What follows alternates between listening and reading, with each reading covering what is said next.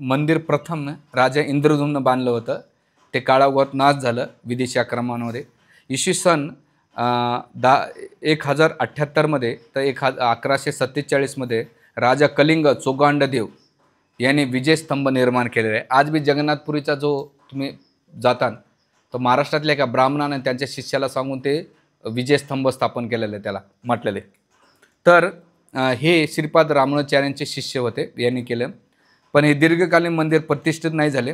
पण वंश अधिकारी अनंत भीम यांनी इसवी सन 1189 तर 1223मध्ये हे पूर्ण मंदिर केले. याला दुसरं इंद्रद्युम्न राजा म्हटलं जाते.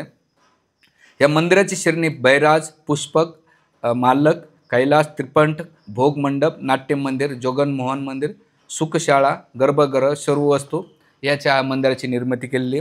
आणि हे जे सिंहासन आहे भगवान जगन्नाथ बलदेव सुभद्राचं, हे सिंहासन हजारो शालिग्रामपासून निर्माण केले. ह्या हजारो शालिग्राम शिवला गंडिक नदी जे नेपाळमध्ये आहे, ते नेपाळच्या राजाने ते दिलेले. आज बी तुम्ही जाता जगन्नाथपुरीला त्या शालिग्राम शिलाच्या सिंहासनावर दिलेलं आहे.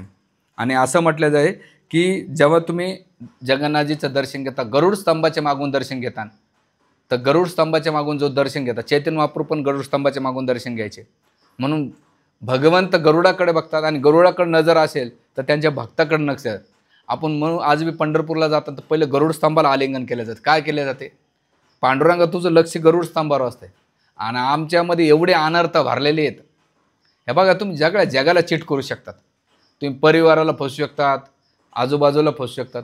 पण समोरचा बाप बसलेला आहे ना, तो सिटी स्कॅन घेऊन बसलेला आहे, त्याला माहिती आहे हा कसा आहे काय आहे.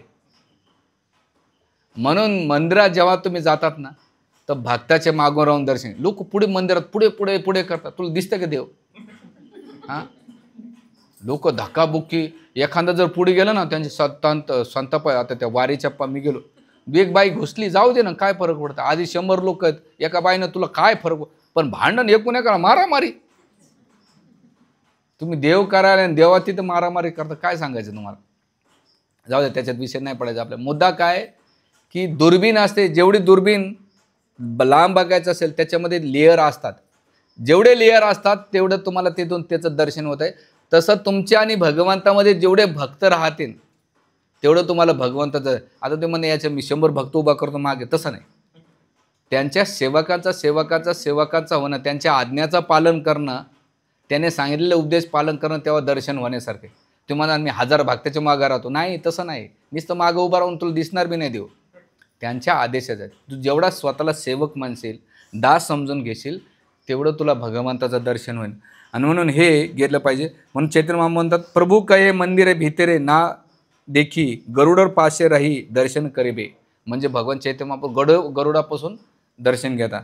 आणि हे श्रीजी मंदिर जे सिंहदारापासून जातात तर तिथे सिंहदार हे दोनाचं प्रतीक आहे, बलाचं आणि धर्माचं प्रतीक आहे. आणि म्हणून शुद्ध भक्ती इच्छा करणाऱ्या व्यक्तींना सिंहदारातून गेलं पाहिजे, असं कोण्या दारातून प्रवेश नाही केला पाहिजे. जे मोक्षदार आहे त्याला हस्तिद्वार म्हटलं जातं, ते वैराग्याचं प्रतीक आहे, जे संन्यासी ब्रह्मचारी जातात आज बी. जे दक्षिणद्वार आहे ते अश्वद्वार म्हटलं जातं आहे.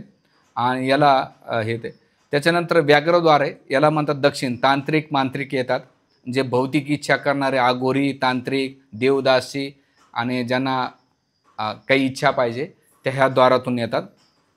जे जगन्नाथजीचं चक्र आहे, नीलाचल चक्र, हे सुदर्शन चक्र अष्टधातूपासून निर्माण केलेले. याचा परिघ 66 म्हणजे 66 फूट आहे, उंची 15 फुटाची आहे. आणि हे जुने चक्र तुटल्यामुळं नवीन चक्र भोजवंशी राजा प्रथम रामचंद्रदेव इसवी सन 1594मध्ये त्याने हे बनवलं चक्र. आज बी तुम्ही जाता. आणि 15 किलोमीटर ते 20 किलोमीटरपासून याचं दर्शन होतं. म्हणून नुसतं सुदर्शन चक्राचं दर्शन जरी घेतलं तरी तुम्हाला जगन्नाथ बलदेव सुभद्राचं दर्शन घेतल्यासारखं आहे. त्याच्यानंतर जे पताक आहे तो 21 फूट लांबाचा आहे. याला लाल अथवा पिवळा चंद्रबिंदू आहे. जिथे तिथं तो फडकत राहील तिथे तर असं समजायचं ज्या ज्या दिशेनं तिथे तिथं भगवंताचं राज्य आहे. जसं तुमच्या घरामध्ये पहिले डिश अँटिना असायचे, अँटिना माहिती आहे का. लहानपणी आम्हाला ते मालिका पाहायची, ज्याच्याकडं असायचा तो पाहायचा कमी ना आम्हाला फिरवायचाच लावायचं असतं, असा शांत व्हायचा. पण काय करायचं, गावात 2-3 टीव्या, तो 90चा काळ असायचा. आणि त्यांना बी जास्त ते दरवाजे बंद करणं आणि ज्याला पाहायचं त्यातून पाणी भरून घ्यायचे. लय विचित्र अजून बी आठवतात ते. आलिफ लैला, चित्रहार, छायागीत, त्याच्यानंतर आमची माती आमची माणसं, 4 वाजता मराठी पिक्चर. कुठून आला विषय, मरू द्या तिथं, त्याचा कुठं. मुद्दा काय आहे, ध्वज. तर तिथं भगवंताचं असं म्हटलं जाते हे ध्वज. आणि आज बी ज्या ठिकाणी हवा वाहते त्याच्या उलट दिशानं काय होतो, तो ध्वज फडकतो.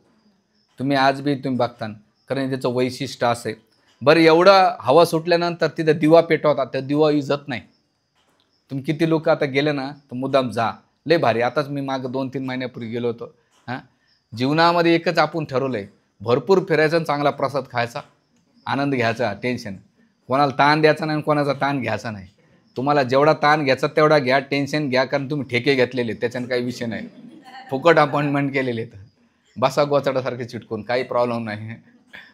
निघा कधीतरी, काढा वर्षातून, नाही का 6 महिन्यातून निघालं पाहिजे. तुम्ही किती कमवा पा, किती कमवा, किती मरमर करा. हे आता हे विद्यार्थी सकाळपासून, मी आजच कोणाला तरी गाडीत बसतो, म्हणे प्रभूजी माझी मुलगी 7ला जाते आणि संध्याकाळी 7ला, एवढा अभ्यास करते. म्हटलं बापरे, एवढं भागवत वाचलं तर भागवत कथा झाली तर महिन्याला 1-2 लाख रुपये कमी लिही. काय ग, इंजिनियरचे डोक्याचा भुगा होतोय आणि वरतून तुपात खाऊ घालतात, गाडीत घेऊन जातात. आणि पाया पडले की दक्षिणा, जेऊ घातलं तरी दक्षिणा देतात लोक. म्हणजे फ्युचर किती चांगलं आहे. महिन्याचे 2 कथा केले, 1 कथा केली तरी खुश. मी तुम्हाला आयडिया देत नाही, सांगायचा मुद्दा की किती भविष्य आहे. तेवढं निघालं पाहिजे, गेलं पाहिजे. आणि हे असं दिलेलं आहे. त्याच्यामुळं असं याचे खूप हे येतं, अद्भुत आहे.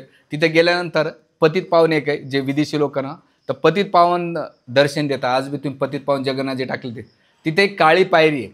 जाताना त्या काळी पायरी म्हणजे ती यमराजाची पायरी, जाताना सगळे पाप तिथं. आणि तुम्ही दर्शन घेऊन आले आणि त्या काळी पायरी पाय ठेवलं तर सगळं पाप तुम्हाला लागतं, डबल पाप. तुम्ही बघा ती काळी पायरी जगन्नाथ पतित पावन मंदिराच्या एंट्रन्सला मध्येच काळी गेलं नाही का, मी जाऊन आलोय. ते जस्ट पतित पावन मंदिर आहे ना आपलं, पतित पावन जगन्नाथजीच्या जस्ट वरती चढतानाच एक ब्लॅक कलरची पायरी आहे, त्याला यमराज पायरी म्हणतात.